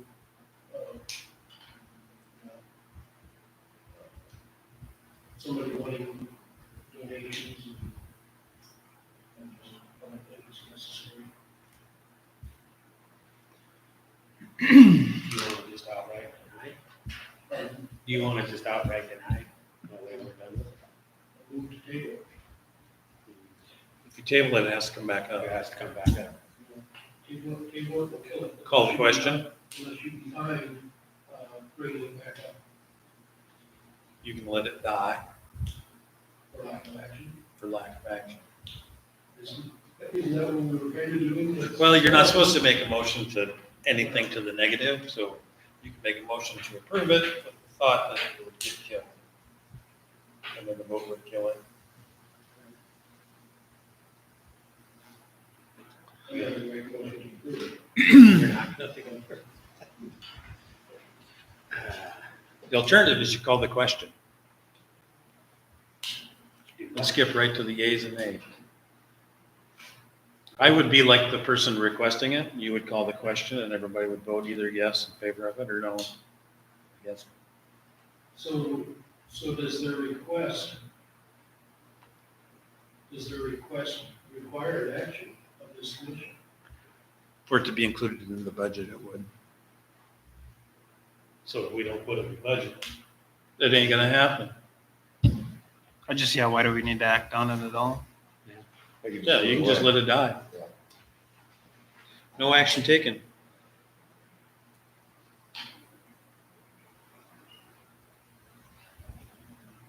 The assessment for predatory animal from Game Fish and Parks went down. So when we have our next budget meeting, not a lot, but it did go down. So I'll have that reflected in there as well. And as far as the rest of the budget goes, I am still in the process of compiling that into the Department of Revenue's big worksheet. And then we'll have that for our public hearing coming up. So everything else there is good. We have a meeting tomorrow with the insurance agency. So if anybody here is going to waive your insurance, you need to sign the waiver portion of that form. This one right here. If you plan on participating in any of these, health, eye, vision, declare your intentions now or come to the meeting tomorrow. If you don't sign it, I'm gonna sick my dog after you. And if you're ready for that, then we can move on to the financials. I think we are ready. Okay, so each month, Kim at the treasurer's office has been giving us the tax collection, and this is property taxes. And so you can see that July, a thin month for property tax collection, but what I do, I have to do this worksheet for the CPA firms that audit school districts. I've noticed quite a few little different delinquent property taxes getting paid, so while it adds to my work, I'm glad to see it because ultimately it's less work for everybody. And then as far as the fund balances go, since it's halfway through the year, I thought I'd spend some time going over this with you, so blow this up. So the very top of this is the general fund. And these reports were ran on Monday morning. So it should reflect pretty closely as to what the actual revenues are. So you can see that we're sitting at 1.6. The road and bridge cash is sitting at 1.57. The 911 cash, that's pretty normal for that, sitting in the middle of the year. Emergency disaster services is actually emergency management. So that money there reflects $10,000 that we received from Buffalo County. Otherwise, that balance would be $2,000 and change. So when we get into the second portion of the year is when we usually do the cash transfers to road and bridge as well as those other funds. The domestic abuse fund, sitting at $140. Typically, you budget $1,500 to be sent to the shelter in Redfield. And of course, this revenue is not going to be enough to offset that. So if you decide to go the full 15, you'll pay that out of commissioner. Looking at these library funds, you don't see a change in these because we only receive a report at the end of the year, and then we make adjustments. This money does not actually reside in our coffers. So you might remember in the past, I always was kind of curious about how all these library money works. The memorials and fines, which is kind of a mislabeling of this. So we'll just stick with the memorials. If somebody gives a gift to the library, and let's say that gift was designed so that they could buy a certain book series, maybe some technology, things like that, the library actually sits on that in their own checking accounts. The library investments, somebody might give them some stocks, some bonds, some other type of investment, and we only change that when the principal changes. So that was one of the things that was confusing to me, is why we don't reflect the actual market value of it. Well, the market value changes up and down, up and down. So legislative audit said just take it at what its purchase price would have been. And then if they ever cash it, if they can cash it. So that's why you see those numbers don't change. The 24/7 fund is sitting pretty well. This is money that's collected when you do urine testing. I don't think there's any drug patch testing going on, and maybe an occasional PBT test. But that fund is then used to offset the expense of the 24/7 fund for buying those supplies. The Modernization and Preservation Fund is the one that goes through the Register of Deeds office across the state, and that has specific things that it can be spent on. So you will see that fund accumulate, but then, like, we just had some computer purchases and stuff, and then you'll see that come down. But otherwise, that's money that can't be touched for any other reason. It's absolutely unequivocally to be spent for modernization and preservation of records in that office.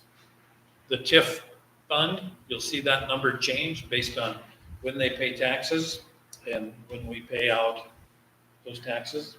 So sometimes you might see this balance in that on 1 month, then it's gone the next. That's why, because it's very fluid month to month, depending on when the revenue comes and when we send it out. The 291 is the leftover from the ARPA cash fund. Then the 294, which is the opioid fund, will be doing a transfer of the amounts in the general fund over to the opioid fund. So it could be segregated.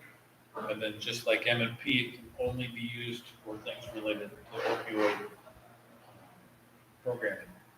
The 295 is the RAFE fund, and there you see the balance of $150,589. And as was said, once we make those awards, you'll see that number come down, and unless the legislation changes, you will see that probably just hit zero or very little and just sit there. The 401 account here is the hospital debt service, and again, we receive the revenues, we send them out. We're just a clearinghouse for those, so that's all on a contract amortization schedule. We cover our own unemployment, so we don't actually have an unemployment fund where money sits. If somebody is terminated and they file for unemployment and we're found to be responsible, we would basically put money in that fund to pay it. So we just carry that risk throughout the years.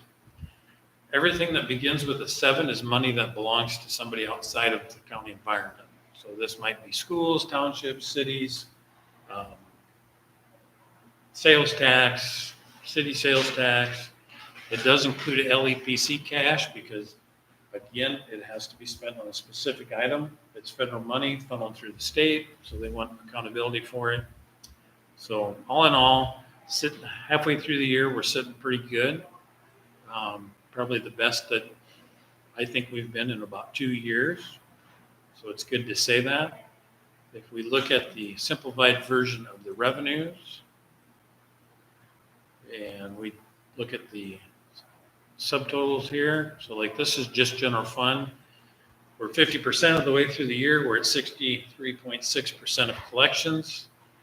And then if we scroll down to road and bridge, they're at 51.7. This has July on it though. So we're actually over 50% of the year. Right, just. A month over. The other thing that happens is if 60 people pay their taxes, although they'd be delinquent, we hold those until the following month to get rid of them. Does that make sense? So if a portion of that is ours, you don't see that come until after we do the apportionment of the property tax. And again, the 911 fund, and then the rest of these, I mean, you can look at them, but they're small enough that you can just see by the raw numbers where it's sitting. Expense-wise,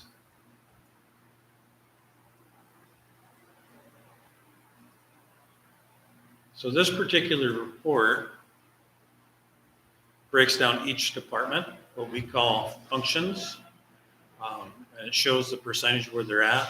Now this judicial services thing, we're in the red on this because of that special assessment, because of those catastrophic defense fund things. And I sent a request to peer to the association and asked, well, how should I tell you guys to deal with this?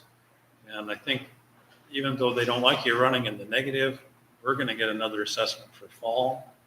And so part of me says we could do a transfer now and transfer later.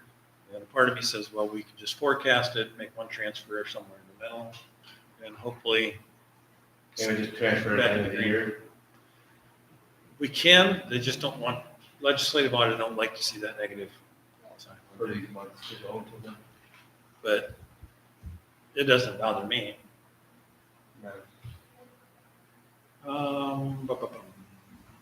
Otherwise, everything else looks really good percentage-wise. And then at the very bottom, it should give us the grand total. So if you look at the very last line in the general fund, we're at 38.9% of total expenditures. So that's a pretty good number to be at halfway through the year to see that. And then looking That's at just the general fund though. Yep, just the general fund. So now we're gonna look at the road and bridge fund, and they're at 36.9. Now, what's not in there is the $477,000 in bills that we just approved. So once we push enter on the machine, all that's gonna change.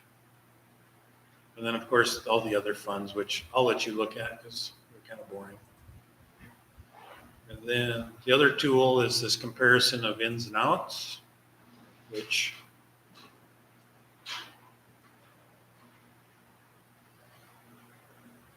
takes those numbers from revenue and expenditures, and it gives you the amount at the end, showing the difference. So you can see we had 1.8 for revenue, 1.1, which leaves us with a fund balance of 872,000. Then there's a report for the road and bridge that's the same. 1.8 in, 1.4 out. Fund balance 1.147. To date, 1.579. So, like I said, compared to where we've been the last 2 years, it looks really good. What that means is that you should still be very watchful, always. I'm going to tell you that always, to be very watchful. But when you're looking at funding a project like this on the west side of the building, I mean, that's doable. So originally the expectations or the thoughts were that it was going to be $100,000, and having those lower numbers makes you feel a lot more confident when you move forward on this project, knowing that all things being equal, that we're in good shape. And that comes out of Will's $60,000. Yep. Yep. I agree with it. So as far as financial reports, any questions?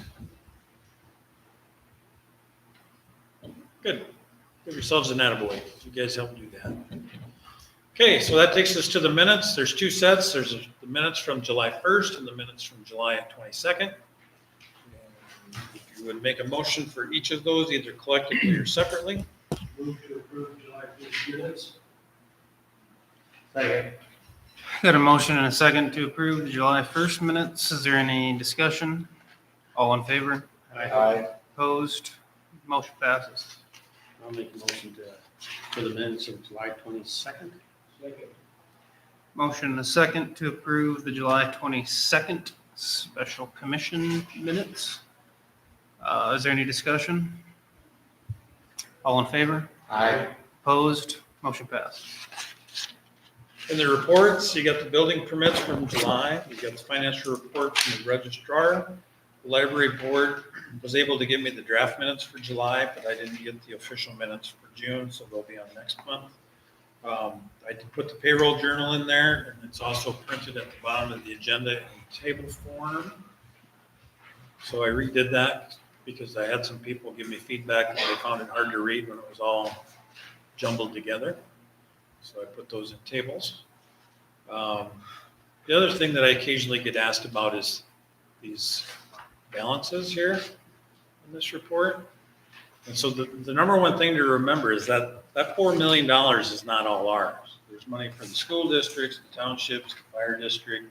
So when people approach you and say, oh, you're sitting on all this money, I read it every month in the minutes.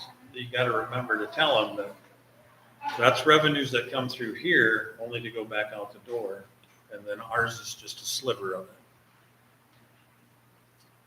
So let's go back.